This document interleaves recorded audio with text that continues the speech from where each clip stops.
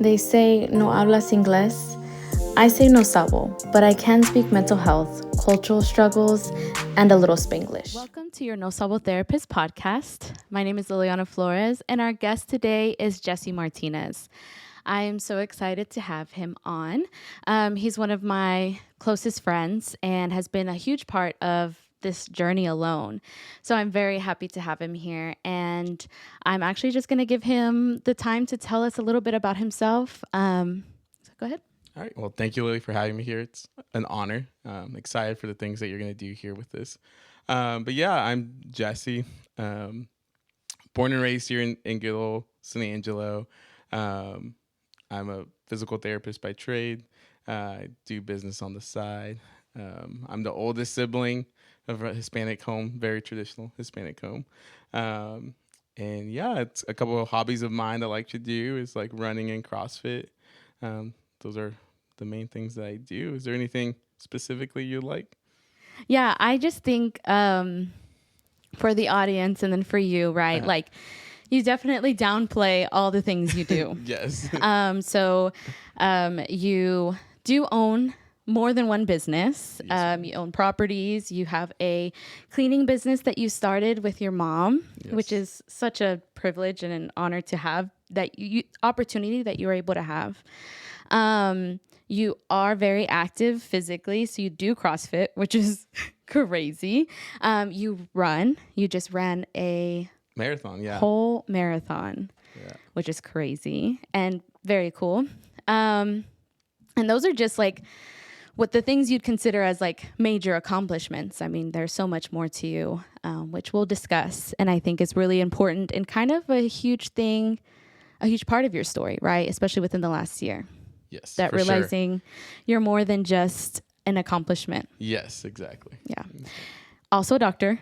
Have a doctorate. Yes. So yeah, my degree is the doctor of physical therapy. So you're correct. Yes. So, so definitely that's kind of also your passion. I mean, it's integrated into your professional life movement, but also your personal life. Yes. No, for sure. There's a lot of things I do are based off of that, Yeah. And so it's definitely a molded as one. Yes. Sure. And I think that's awesome. To not only just have a job, but like believe in the job that you do and love it. And that it is like a crucial part, kind of like you practice what you preach. Yes. Yeah. Yes. Cause it's hard. It is hard. It's not easy. It is hard to just even go out and, work out, and do things like that. Or like I'm very passionate about like our older population. So telling them, hey, you need to move. But I'm over here, on the couch, just eating chips, not doing anything. It's like, who am I to say that, Yeah. Yeah. And I think that goes for a lot of people. I mean, I tell people all the time, I'm a therapist who struggles to go to therapy.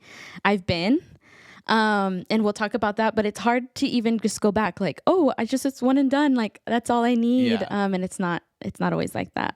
And you always need to be moving and engaging and all those things. So yes, exactly. We're meant to move, and life is only worth living as much as like you do, if you just sit there and mope and cry, like it's not worth it, Yeah. like there's so much more. Yes. And so yeah, there's balance for sure. for sure.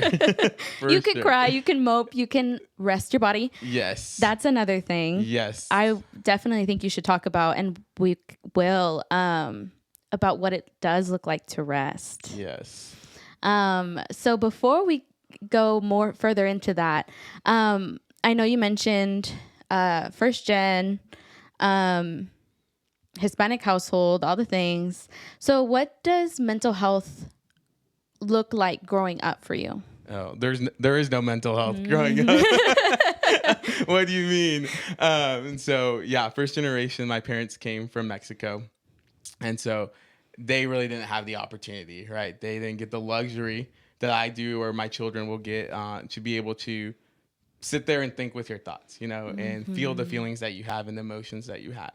And so for them, like they had to work, they're trying to support us and trying to make us be successful individuals, and to a point that becomes a fault, that they push so much on us that like, hey, you have to be this, or this. And like, we did all of this for this reason, for you to be better, be someone, and it's a good motivator, but can also be very negative on the way you perceive yourself and things like that. But from like growing up, mental health, like, está loca, está loco, you know?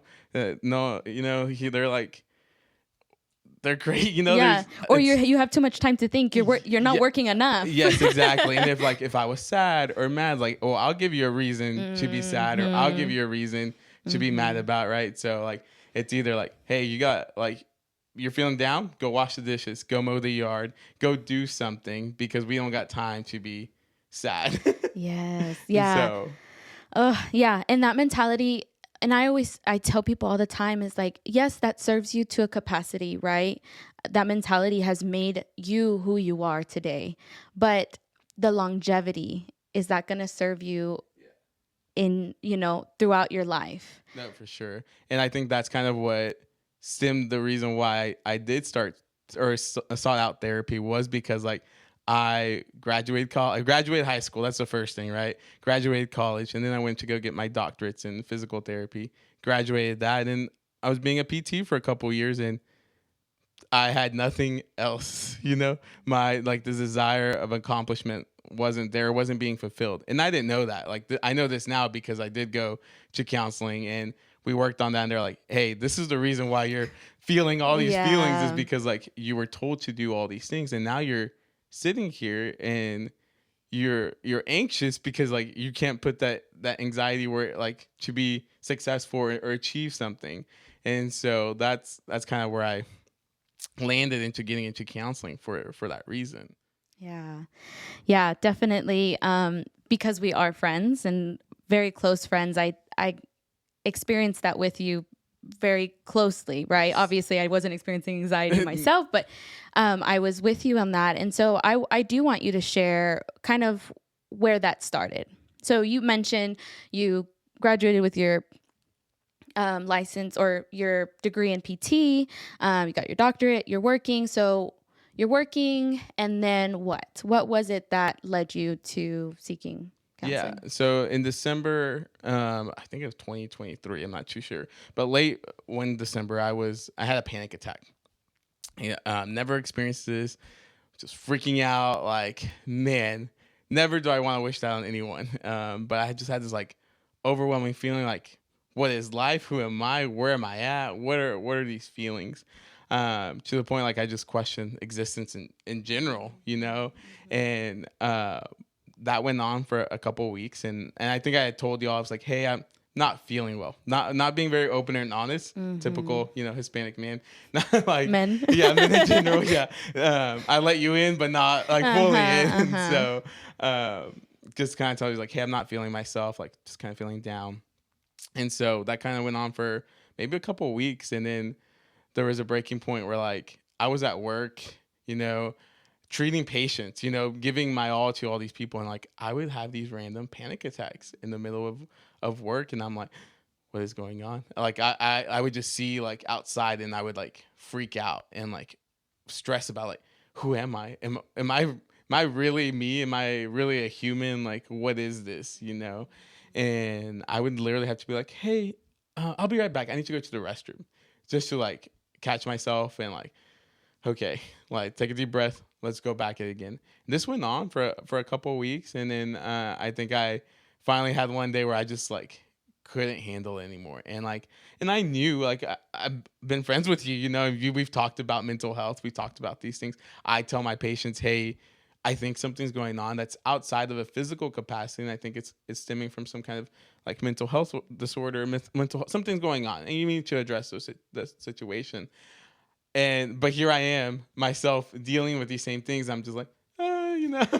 Yeah, no, and I do want you to tell me a little bit more about the panic attacks. You told me what you think, like what you were thinking, kind of like the what is life? Who am I? Am I real? But what was your like body feeling? Because you mentioned that even you're telling your patients at times, hey, that is a physical symptom, but that might be caused by a mental distress disorder, something like that, Yes. right? Yes.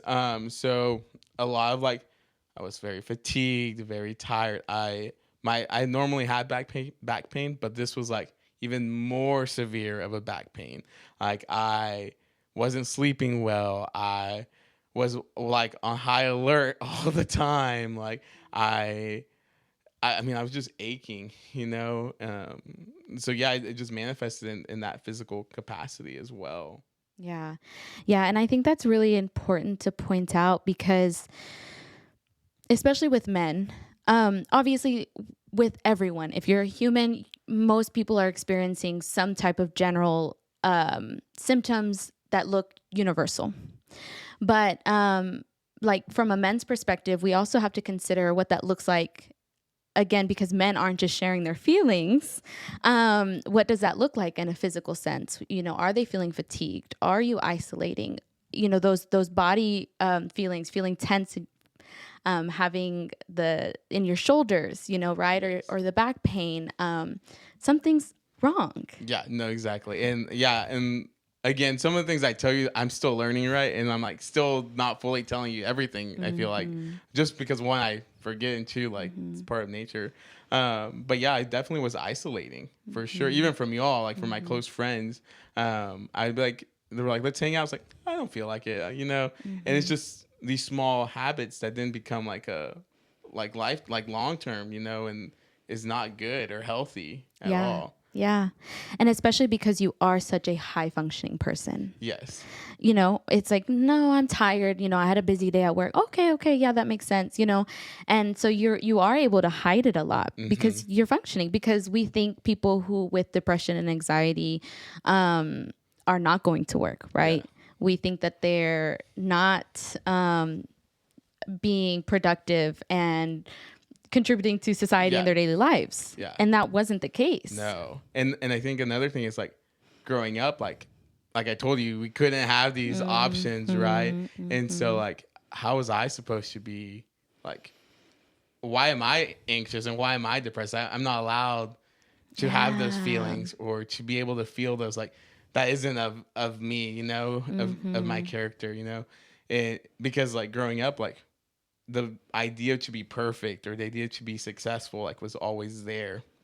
And so like in these moments where society view this as a flaw, right? Like being anxious or depressed is like as a flaw, like something is wrong, you know, but it's nothing different. And then we've talked about this, like between like having high blood pressure, being a diabetic, whether medical diagnosis you want to put out there, like it's nothing different. It just has a different like stigma to it. And so, because if I would have told my parents, hey, I have high blood pressure, they would have been like, okay, that makes sense. It runs in the family, whatnot.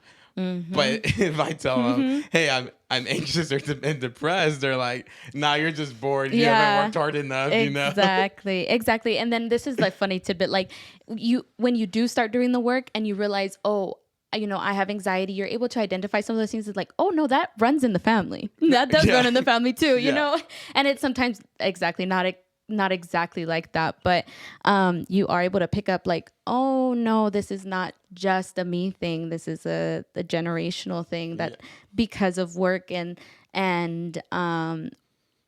culture and the things that we think about mental health has never been identified. No, for sure. So yeah. So tell me, you're having panic attacks. You're starting to realize like, okay, there's something outside of this.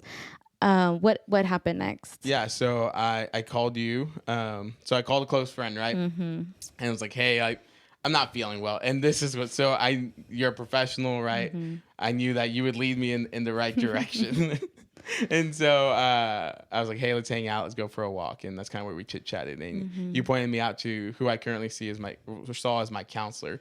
And I think the beauty of it is because you knew who I was and what I was going through, that you sent me to someone that was specific in those areas that I had, right? So first generation, like being a perfectionist, a people pleaser. And so this individual just targeted and focused on all of that. And every time we talked, I'm like, how do you know me? Like, how do you know me so well, right? But like, this was already a couple of weeks after I had tried to quote unquote do it on my own, right? So at this point, I was basically like desperate. Like I need this. Like who cares what people think about me? Like I need to do this. And so, but again, the only people that knew were you and our other close friend, right? And so my family at this point still didn't know what I was going through. Yeah. And so, and these like panic attacks, like they were happening, like I said, at home, at the gym, at church, like at my work. So I was having these all the time, and people didn't know, like I would just like step away, go to the restroom. People must have think like this guy got us go all the time, but Yeah.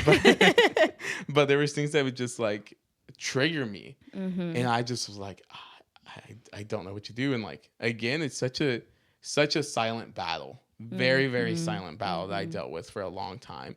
And yeah, so then I sought this individual. It was to the point where like I have the luxury, right? Because mental health isn't accessible to everyone.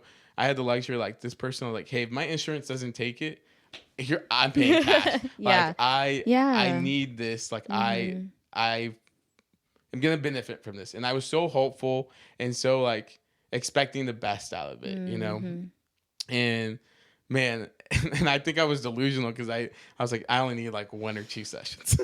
Yeah. Just get it off my chest. Yeah, get off my chest. Yeah. Magic, fixed, everything will be back to normal. And no, and that stemmed the beginning of a 6-month like journey with my mental health. Yeah. And that's how it is, right? And I'm so glad that you felt comfortable enough to share with me, because it is tough. And I'm thankful that I had some expertise to share with you. But even like you coming to me as a friend, I was like, oh, okay, yeah, no, let's that's not what should be happening. Yeah, you're experiencing anxiety. Yeah, you're going through it. And even as a friend, as close as we are, not being able to identify, it made sense after the fact, right? Yeah. But you're right, such a silent battle. And it was us taking that walk after that phone call. I remember being in my car, and I don't remember what I was doing, what the event I was at, but I was in my car when you called me. And so I'm like, okay, well, yeah, let's do something then. Like, let's go for a walk. Let's talk about it. And so, yeah, I think that's the scary part. Yeah. Like it's terrifying to be in it, to live in it, right? It's a whole nother thing to tell people that you're living in it, that you're scared. So I definitely, appreciate that you felt comfortable to share that. And yeah, I knew what you're going through, your background, your kind of desired for what you wanted out of therapy. And that is something that I think a lot of people don't realize, is that you're allowed to advocate for yourself in the type of therapist and therapy that you get. Again, that's a huge reason why I'm here on this podcast, as a therapist. If you've watched any of my content before, and you know this, that there is a gap in care, in understanding. With therapy, it gets a little, there's a balance, right? I'm not allowed to be like, oh yeah, no, I get that. Like, my parents are the same way. But there is perspective that I can take from experiences and from life. And even I think you and the people that I love and the close ones that are open and wanting and willing to share with me, I've been able to take some of their experiences and understand my clients better. So I definitely appreciate that. And I tell people all the time, and I'm glad that you found a therapist kind of on the first time, but every therapist is not created equal, and every treatment plan is not created the same. And so you're allowed to advocate and research, because there are therapists out there that are willing and wanting and able to treat what you want. I mean, it's a collaboration. So you don't want somebody that's like, doesn't get it, right? No, yeah, for sure. And I think, like you said, in any kind of profession, right? Like a doctor, you're not going to want to go to they're still a doctor, but you don't want a heart doctor to work on your brain, right? And so just because you're a therapist, you're like physical therapist or mental health therapist, like people specialize and are aware of certain things, and based off of background or even passion and desire, like seeking the right one is going to be beneficial for you, right?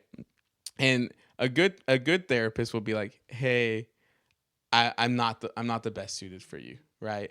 And I've had that discussion as a therapist, as a physical therapist, with myself, like, hey, like what you're going through, like I can treat you, but I'm not going to give you the best benefits, you know, and I'm not going to be, there's someone else better, you know, someone that can truly guide you and lead you to what you're desiring. And I don't want to be a roadblock there. Right. And so as a professional, just advocating as well for your patients, right? Not only can they advocate for themselves, but we can also advocate for them. Yeah.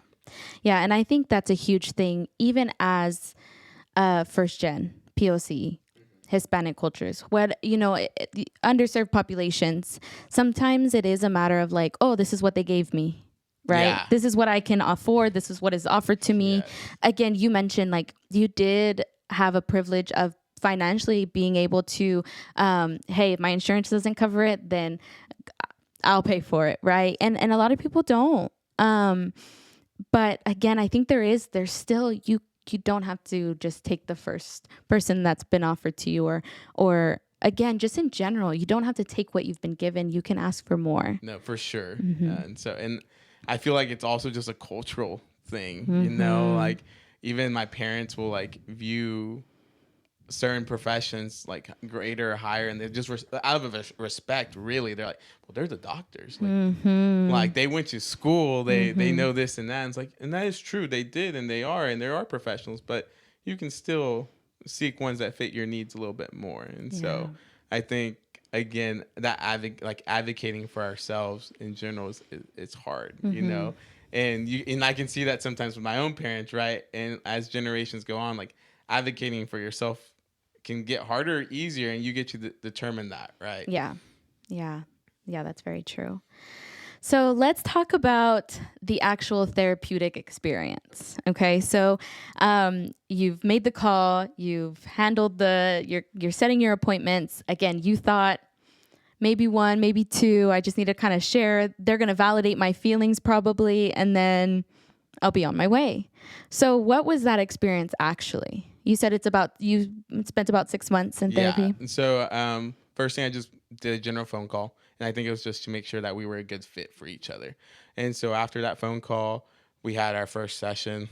Didn't really know what to expect. You know, I really did think like, oh, 1 to 2 and we're done. This is just, they're going to give me tools. I'll use these tools and move on. And I don't even think we got to tools on the first. Yeah. Because they're like, what's wrong? And I'm like bawling my eyes out. Like, this is all that's going on. And one, they have to know who I am as a person, right? And you really can't find that out within the first 2 visits. Like, so complicated, so many things going on professionally, culture, you know, personally, so many things. And so, yeah, I went, I think like a weekly basis. So I saw them for a week for I want to say like a couple months. And then after that, I went down to like a twice a week to a monthly kind of program. Once I got my emotions under control, had tools, and and so I think the first couple of times we were just trying to figure out what can I do in the moment when I am experiencing these panic attacks, because they didn't go away just because I started therapy. The panic attacks were like, oh, he's in therapy, they're no longer he's good. They still were coming. And so I was just given different tools to use. So a couple of things, like I'm an overthinker, right? And so panic attacks, overthinking, not a good combo. And so I was just like, well, what if this happens? What if this happens? Or like, what if, and like just all these ifs, right? And I was told like, you can have those thoughts, but like, if you can't solve the issue right then and there, leave it alone. You know, like pop the bubble, pop that thought, and just be done. And that was a hard thing for me, because I was like, what do you mean? Like, I just want to like dive into this thought that I'm having right now and like just go in this vicious circle and be like, but I get nothing out of it except I was more anxious, I was more stressed, I wasn't getting anywhere. And so it's easier saying it now, but in the moment I was like, I can't do this, you know, I can't. And so that was one of the tools I had. I know another thing was just like sitting by myself with my thoughts. And I was like, you just want me to sit here? Like, what do you mean? And like, I'm a go person, like we talked about. And so like having to just sit there and be okay with just like my thoughts was hard. Like, even I think it was like 5 minutes was my homework, and I was like, this is hard. And my counselor was like, I'm actually very shocked that you did it, like just based on what we talked about. Like it seemed like this was gonna be hard. I was like, no, it was. I almost didn't do it, but because I am who I am, I was like, I'm gonna have to do it. Yeah, I gotta come back with an answer. Yeah, I had to come back. Yeah, Success. I had to be successful. Yeah, I have to be successful with it, and so. Giving myself grace. And I think something we haven't really mentioned is kind of the faith-based aspect of a lot of my issues as well. And so I didn't grow up in the church. I wasn't like that, but I was exposed to church early on through my grandma. Didn't really start seeking God until like maybe late high school, like senior year. And then after that, I kind of was committed, you know? And that was my hope and foundation, right? Like that's what I truly believed, truly knew was everything. And then I have this experience and like, what is this? Is this truly what I believe in? Is this like real? And that was, I think, the hardest part for me as well, is like having to balance like my faith and science and what I was feeling, like all of those feelings together. And I'm just like, I don't know. And like, you know, like, and a lot of like, sometimes in these like Hispanic culture, like churches, they're like, we don't talk about anxiety. We don't talk about depression, because you're putting it out there and you're believing in it, you know? And like, that's not good, right? Because our words are powerful, right? And to an extent, I agree. But I was like, oh man, like, no, I'm feeling these feelings. Yes. And it's so hard. And I would do like, I was praying. And it wasn't like I wasn't praying. I was praying, playing worship music. I was doing all the things. I'm like, this is still not, I'm still not getting better, you know? And I had to, and I talked to that with my therapist, and I didn't want to go with someone specifically faith-based as a therapist. I actually made that choice. I didn't want to go to like a biblical counseling kind of thing. I really wanted just someone that would tell me how it is, and I would use my own like faith that I know and believe in what I've read, and kind of see how they intermingled. And ultimately, I did see a lot of mix in between those, me personally. But that was like my only thing I knew and trusted was no longer like true to me at that moment. And that made like the darkness even more dark, you know? And like going to like a Hispanic church, like I didn't feel like I could go and say these things, you know? And again, it was more in my own head, you know?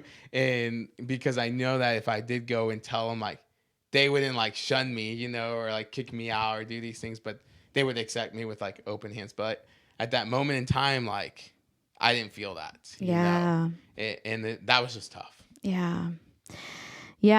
No, I think faith and mental health, faith and health, period. Yeah. The way that I believe they go hand in hand, but it is tough, and we aren't taught how to navigate that. And you're right. You mentioned something about like our words have power and they have meaning, and they do. And especially in a faith space, you're why would you declare that over yourself, right? Yeah, exactly. But also, again, it's that the stigma around it, because okay, I have high blood pressure.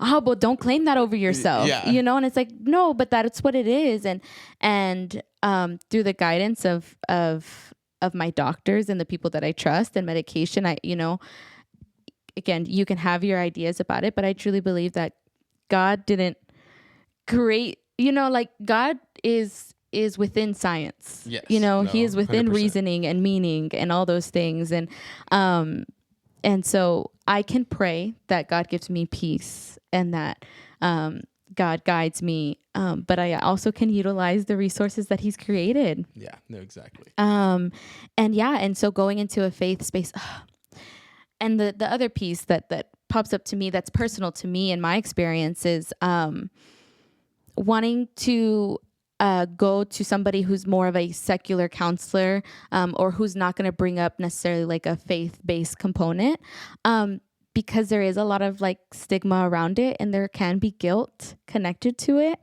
And it's like the idea of oh, well, this person also believes in God and also trusts in God. And they're going to know that I'm questioning him. They're going to know that that's happening. And that's not necessarily, that's not their place, whether you're there faith-based or not. But if you in a counseling setting, and you're allowed to question, right? Especially from a faith-based perspective, God gave us free will. He did. And I think one of the things is like, because we are Christians, it's like we never doubted that like there was a God or a creator, right? And I think that's, man, I think that builds up your relationship more, because you're like, well, how is it so true or not true, And I think that I would be a liar if I said I never questioned. Obviously I did, because I was going through this whole experience with it. But no, I agree with you of the stigma behind it. And so yeah, and again, this is not exactly what this podcast is this particular episode is about, but I definitely think that I'm sure a lot of people have experienced the church hurt, right? And that people are not healthy mentally, physically. I think there's a lot of things that go into that, and we can trust in God, but to dismiss that something's wrong, that's where we're missing it. Yeah. And I think there's a lot of like maybe blame on, or we use the church or faith or Jesus as the blame source. And it's really just you, it's buddy. You're the problem. So. And again, like, faith is nothing without action, right? Yes. So like, again, you cannot claim high blood pressure, but if you're not going to eat right and you're not going to exercise and you're not going to take your medication, then yeah, no, exactly. There's that. There's that aspect too. So definitely continuing to change that for a lot of us who grew up in the church, who are getting into the church. That's a huge turnoff, because where do I go? Yeah. When that happens? No. Obviously God, but you realize like there's more there. Yeah. No, for sure. But I think we sidetracked. So I think we're talking about like my whole experience with the counseling. Yeah. So I had the tools and whatnot, and I really just came to a lot more awareness, really, of my day-to-day actions. I'm like, oh, I'm doing this because I'm anxious. I was like the way I handle this situation is because how I'm feeling. And I just was becoming so much more aware of what I was doing and why I was doing it. And I think within like a couple of the sessions, I really wanted to let my family know that I was going to counseling. So I didn't let them know, again, because there is a stigma, right? Hispanic, male, going to church, like going to counseling, like how and why, right? So for me personally, my mom's like one of my biggest like supporters and someone I trust dearly. And for me not to tell her this information, was just kind of eating me alive. And that was one of the homeworks I had with my counselor, was like, hey, I need to tell like them. And like me being an overthinker, I'm like, well, what are they going to say? They're going to disown me. They're not going to trust me anymore. They're going to hate me, like all these other thoughts. And I learned that like when I can't control what people think, and I can't control their emotions based off what I say. And I think that from a people pleasing perspective, like that was a big game changer for me. It's like, you know what? Like I am going to vocalize that I don't like this, or I don't feel well this. And the way you respond, like that's up to you. And how I take what you respond is up to me. And so I did that. And my mom being my mom, gracious, she was like, yeah, there was something wrong. And I just didn't know. But I'm glad that you shared with us. And so, and I remember it was literally she came and brought me lunch because she knew something was up. She's like, something's up with you. And so she's like, I'm going to bring you lunch. And I was like, okay. Like, she just told me this, and we were just chit-chatting. So like, what's wrong? And I was like, oh, and so kind of just let her know what I was going through, and I was in counseling and stuff like that. And slowly I would told the rest of my family, like, hey, I am going the counseling, and all of them was like, good. I'm glad you are. I really wish I would have gone to counseling, or I think I need to go to counseling. So a lot of these, like, and this could be faith-based, like a lot of these chains were being broken from generations, like I decided to take that step and be like, you know what, like this is not okay. What I'm feeling is not okay, and I'm gonna do something about it. And if I didn't, like, this could continue on to my kids or whoever in the future. And so just starting now and changing for myself and for the future. And because there's some things with my family, it's like, I think you should go see a counselor. Like I can see it now because I'm more aware. But before I was just kind of like, oh, this is normal. This is how it is. my Yeah. family. This is Mm-hmm. culture. Mm-hmm. Like I get it. I'm like, so yeah. Yeah. So tell me, obviously you've already said a little bit about it, but how has that opened doors for you and your family and those relationships and the mental health perspective in general? Yeah, like I said, it was really good. Like they took me with open arms.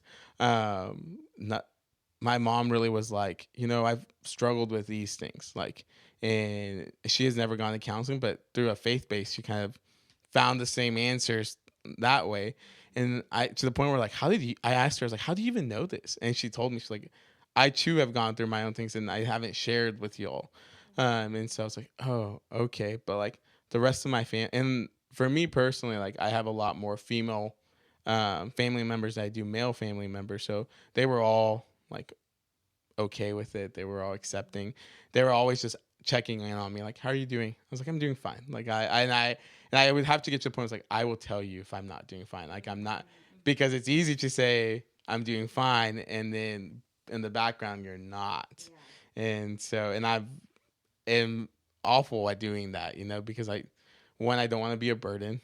I have to be a perfectionist, So things like that had just caused me more harm for myself than anything. And the people I cared about and cared what they thought about me, like, could have cared less, but I still, Yeah. So I made this like whole scary thing or situation when they just love me for who I am. And so, but yeah, they took it well. So. Yeah. Yeah. And you've already mentioned that opens up so many conversations, so many conversations that you weren't having, that you didn't think you could have, that your mom didn't think she could have. And again, we are friends. And so I've seen that. I've seen the openness that you've had and how that's translated with your family. And I think that's a lot of it, right? I work suicide prevention in my full-time job, and a lot of people are like, well, how do I know? How do I make sure that, everyone's good? And sometimes you can't know everything, but creating places where you're already having the conversation is half the battle. And so you did that. You did that for you and your family, and that's an amazing thing to do. Again, generationally, that has already been opened for y'all. Whereas that, again, people aren't having the conversation. People aren't. It's scary.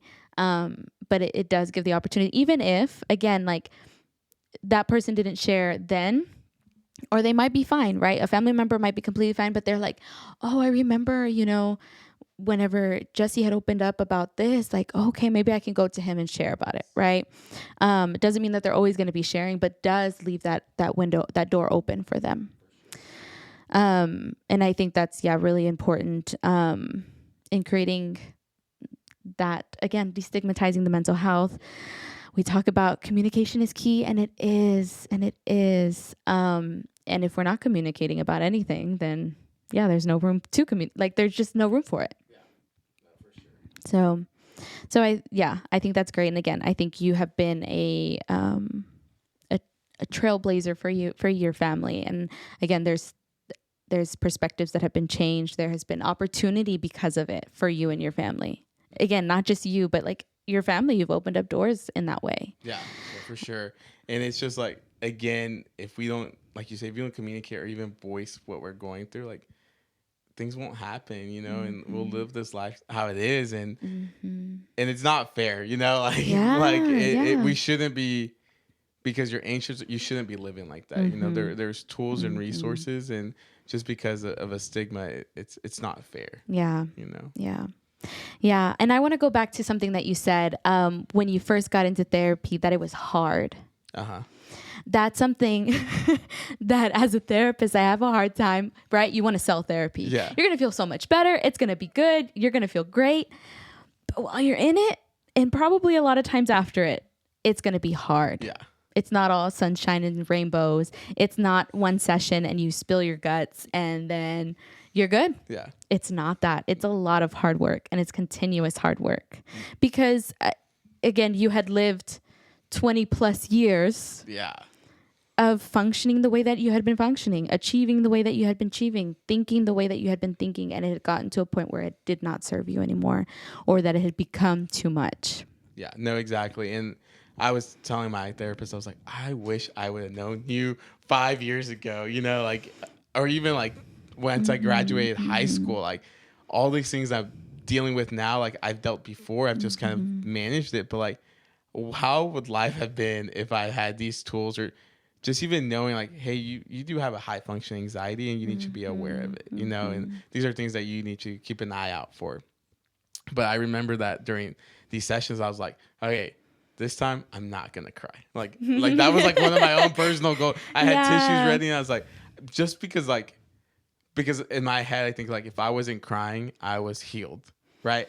And being the way that I am, like if I can heal quicker and not be, it's still the stigma is still in there. Right. Like, like if I can just heal quicker, then I'm good, you know, like I'm better than everyone else, you know, and I'm not, you know, and I'm human. We're human. Like it's okay to not be okay. Yes. And I think that's a lot of things I learned, that like I am your normal human guy, and I have feelings, and it's okay to feel them, and it's okay to express them, and it's okay for people to know that I have these feelings and that I'm not perfect and I'm not like this robotic person. Right. And so that was like my own personal goal, is not to cry. And I think I even told you coming on to, was like, I don't want to cry, right? Because I don't want to like feel these feelings, and it's just because like, they're feelings. Yes, yes. And again, yeah, you said like, I don't want to cry on the podcast, like I don't want to share my story, but what a authentic way to show up. Yeah. Right. And I told you, I was like, that's authentic. That is who you are. And I share this with a lot of people. And I think, again, men need to feel it and know it too. But yeah, you're feeling sad, and that's a new feeling for you. But that opens up so much for you, because now you know what sadness feels like at its most true, authentic, deepest emotion.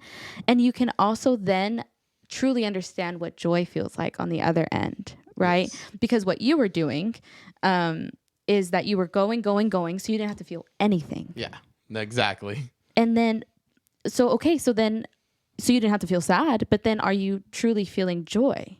Yeah, no.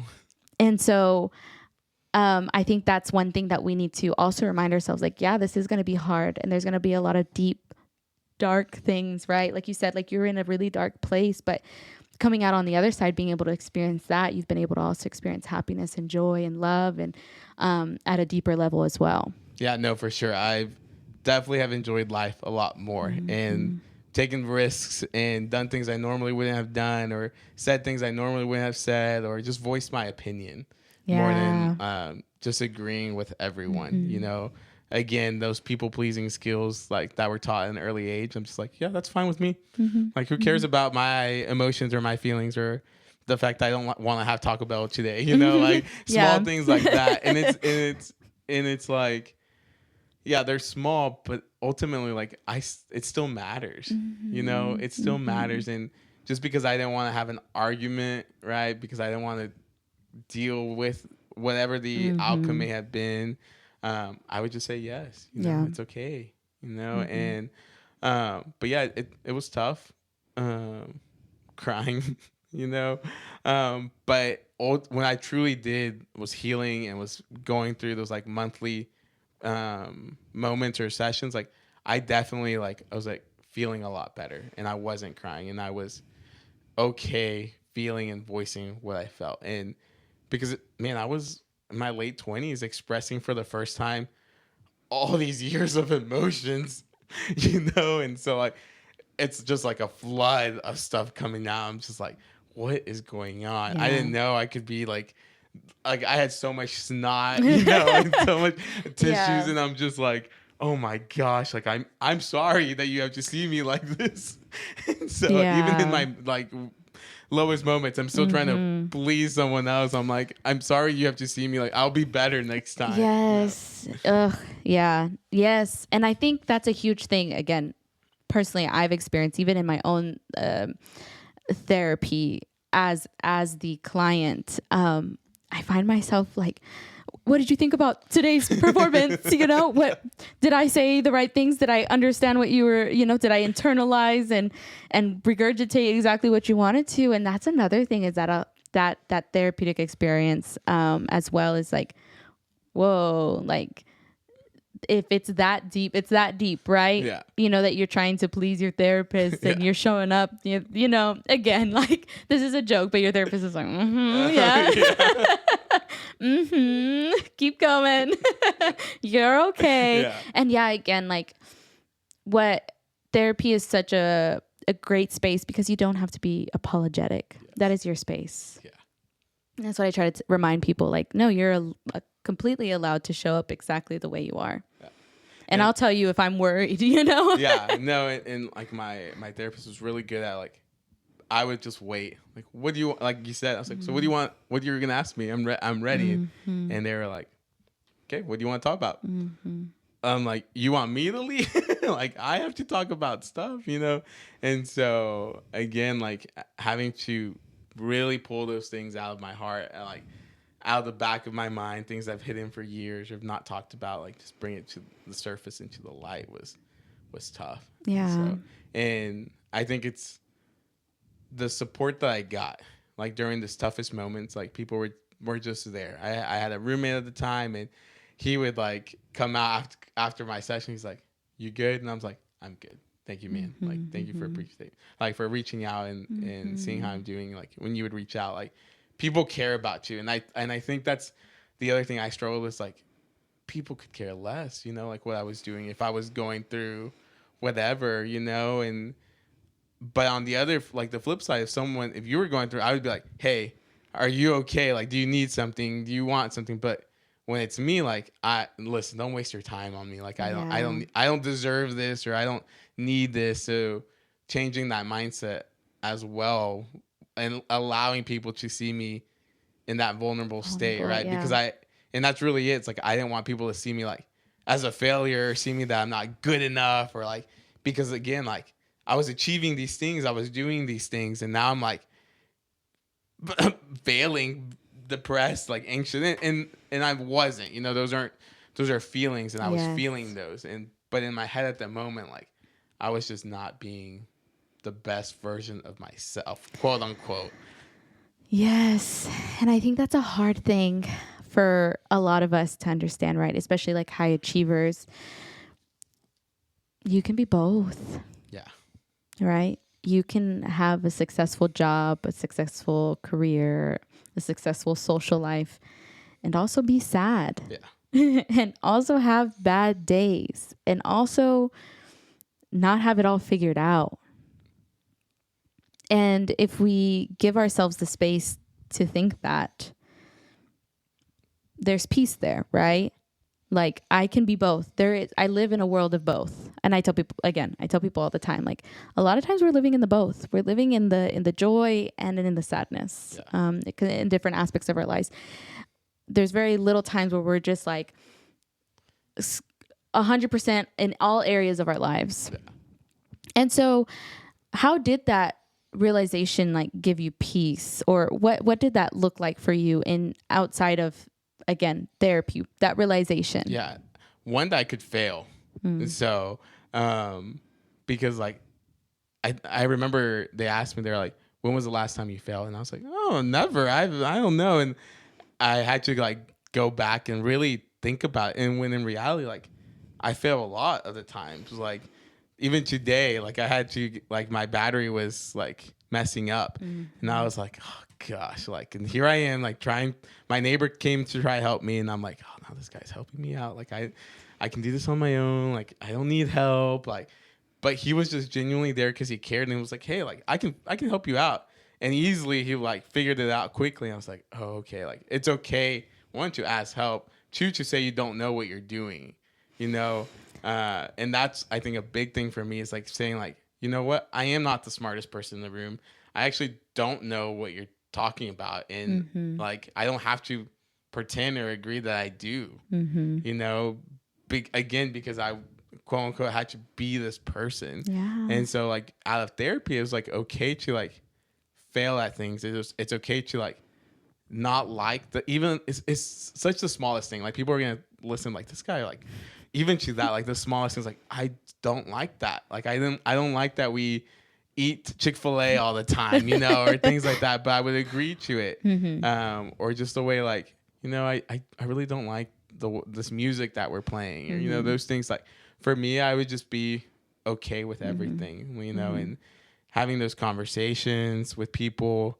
That was even that, like having like, you know what, I don't like that. That to me was initiating, that was hard. And because like I didn't want to deal with it. It's easier if I just agree and lay back and not worry about things. And so, but yeah, it just gave me there's been a lot more growth because I've allowed myself to fail. I've been a better person because of that. And I don't think if I continue to have the mentality I had, definitely wouldn't be where I am right now. Yeah. And I think that's such a awesome place to be, because again, one, you're allowed to fail. You're also allowed to fail, for lack of better words, publicly. Yes. People are allowed to know that you don't have it all together. Again, it's not like a matter of like, I don't know what I'm doing. Like that's a whole nother end of it. No, yeah, for sure. But to be like, no, I don't know how to do that. Or no, that I probably shouldn't have done that. And, but I'm correcting. Again, letting your people know, the people that love you, that support you, hey, I'm struggling. I'm failing in front of you.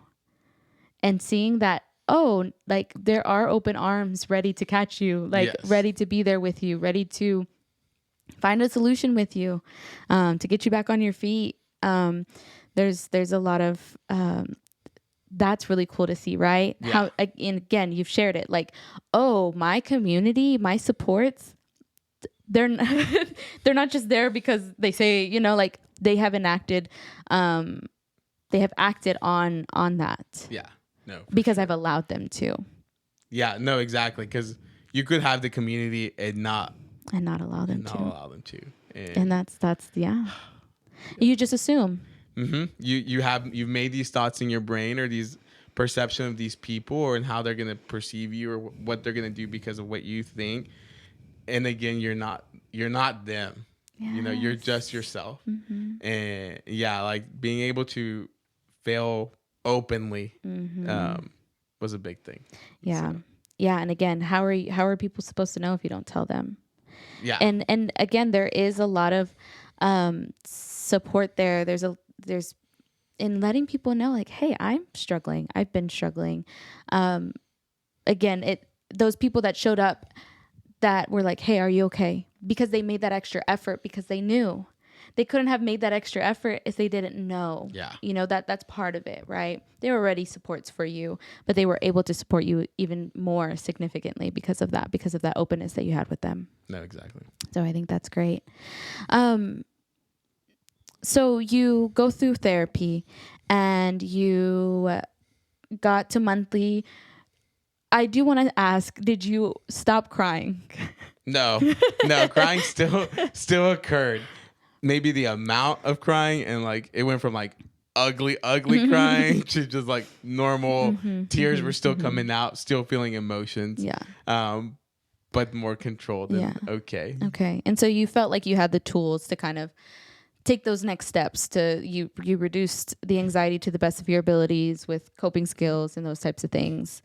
And then you decided mutually, that collaboration, that you were kind of good to take the next step on your own. Yeah. And I think early on, it was explained to me more from like a physical standpoint, like that I still had a bunch of like stress hormones. Like my body was still going through it. Like my body still thought we were in attack mode. Like and so once they explained that to me, I was like, okay, this makes sense. Like this is all making sense. Like I needed things from all different areas for it to make sense in my head, from like a faith-based, from a medical background, like different ways of making it make sense. And so after a couple of months, like, yeah, I felt that at that time, like, I'm good.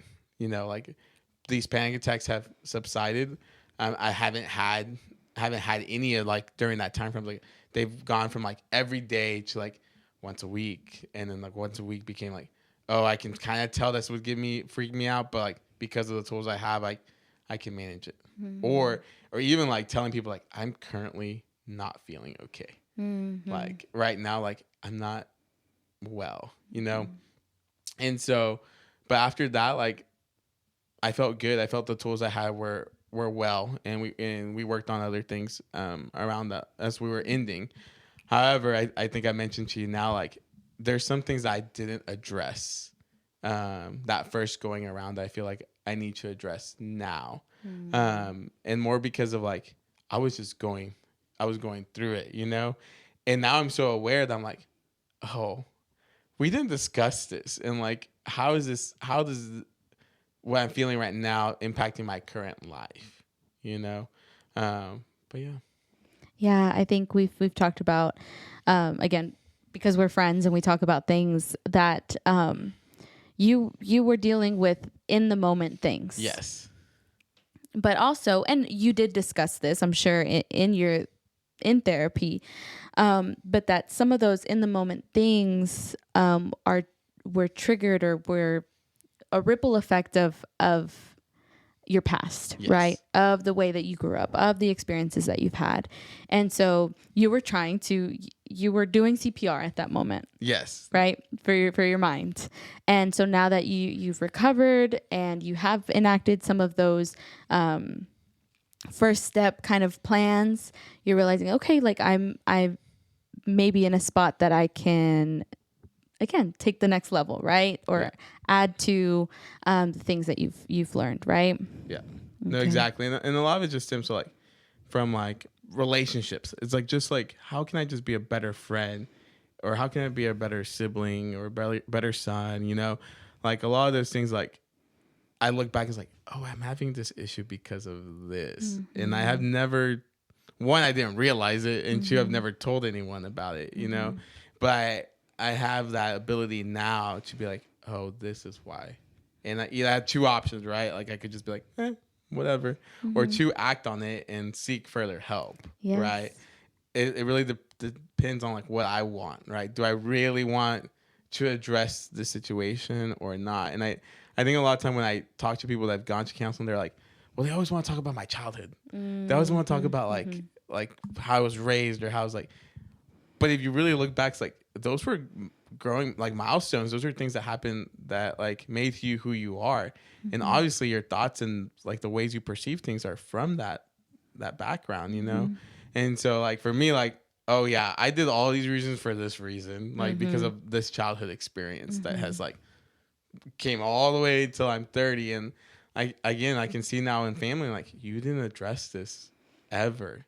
And that's why we're 10 years in and you're still dealing with it. And so and to me, it's like, I'm the kind of person, like, if I see it, I want to fix it, kind of thing. And so yeah, and that's how you are, right? Yeah. Again, you haven't left 100% the achiever, the being the best. I am the best, and I will do anything to be the best, yes. Right? But although you're still working on that, and I think we all do it. I think it is such a cool place to be in therapy, not at rock bottom, to be in therapy, not in a crisis. Yes.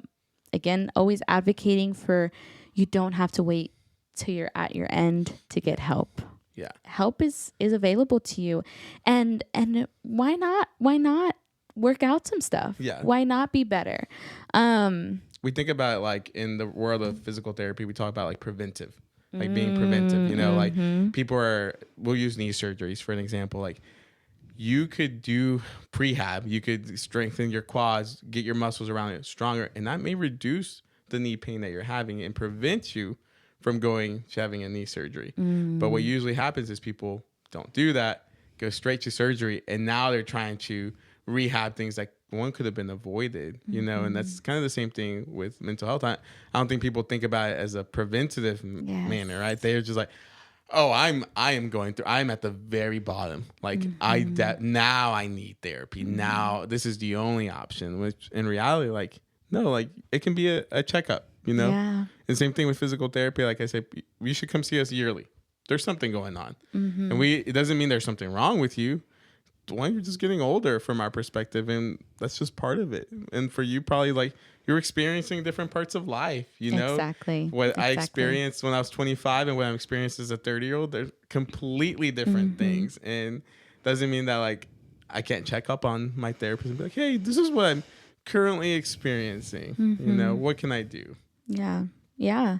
I agree. And it is, I like that you said that preventative measure, right? Because I think that there is a lack of knowledge of counseling doesn't have to be, postvention measure, you know, after you're at your end, you know, and in a lot of ways with your mental health and even in your physical health, it's not good to wait till then. No. It's not conducive to life, right? No. And so thinking of it as a preventative measure, like, hey, I'm having a hard time navigating this. Maybe you have enacted some of your support, some of the things that you've used in the past and they're not working. Yeah, use therapy. Talk to a therapist, you know. And I think also in those perspectives, sometimes people get scared that it's like, oh, I'm going to go to therapy and I'm going to be there for years. And it's like, but if you really do take a preventative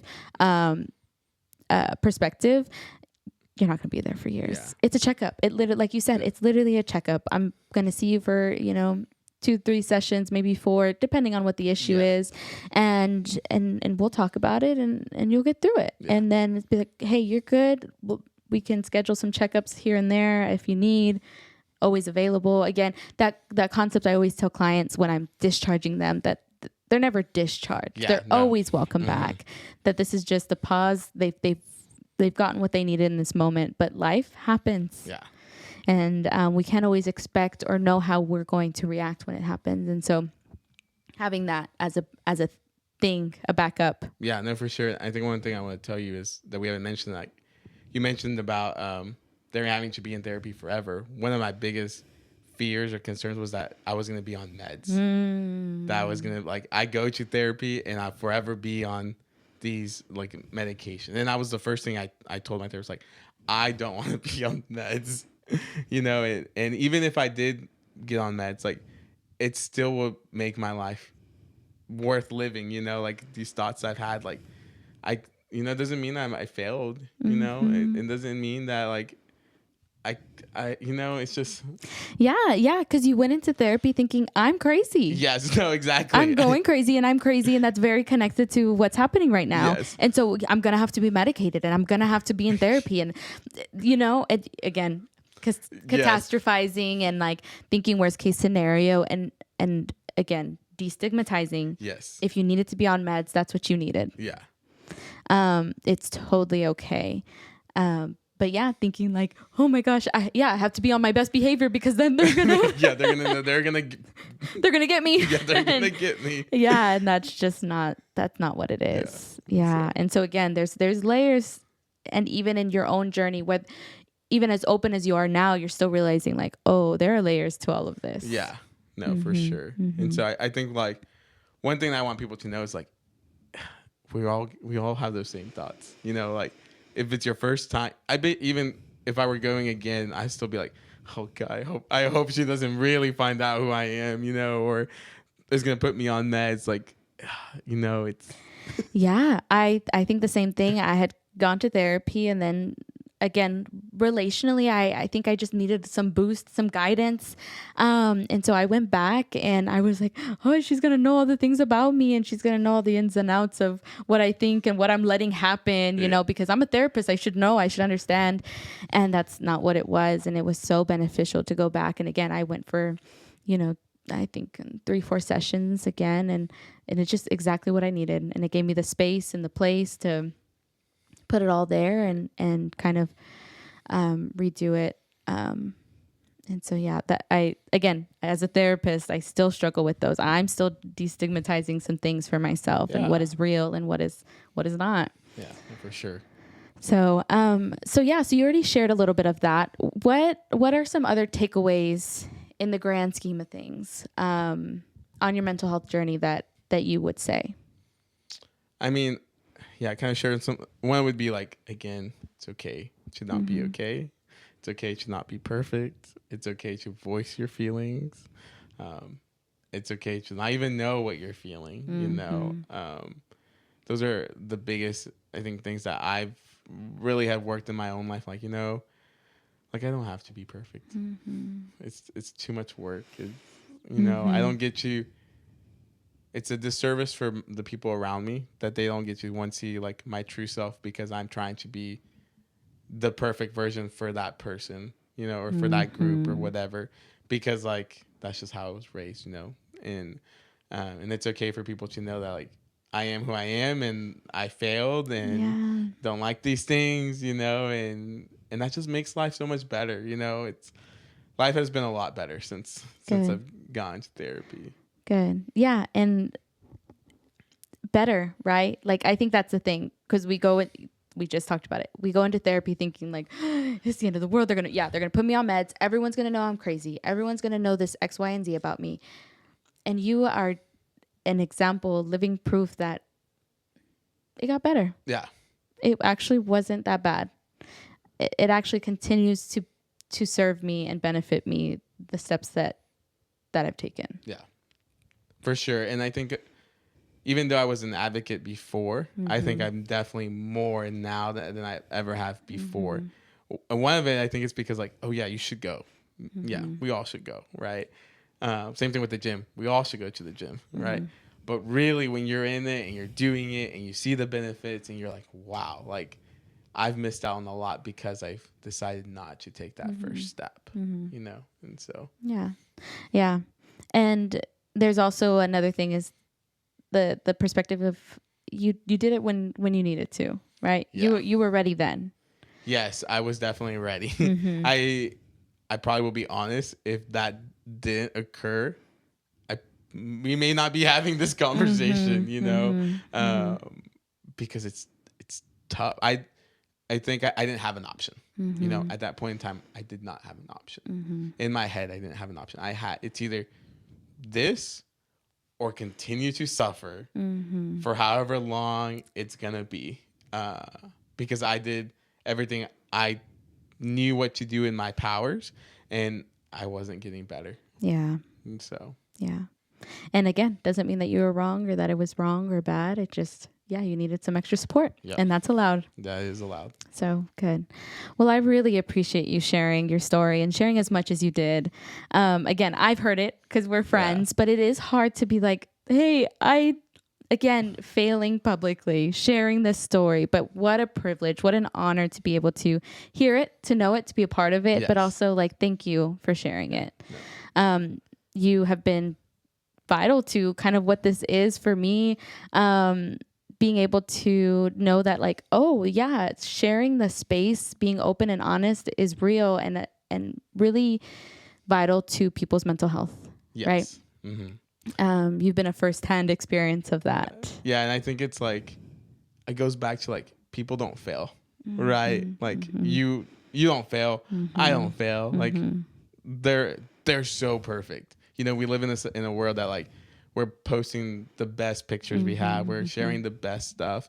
And we just have this, not this true like view of the world, you know, and we're humans. We're not perfect humans, you know? And so it's just, man, to hear other people's stories. I think that's the real thing. It's like, because I was open and honest, like, oh, wow, you also went through that? You know, like, oh, I thought I was the only one going through that. And especially like like you kind of mentioned earlier, there's not a lot of things for POCs, Hispanics, you know, because we're still kind of up and coming, right? And if we don't voice ourselves now, then there may be someone else listening to right now and they're like, oh, that guy went to it, I can do it. Or, you know, vice or even versa. Identifying with it, right? It's like, oh, okay, yeah. Like there's some peace in the same struggle, right? Yes, no, for sure. So I think that's great. Again, thank you.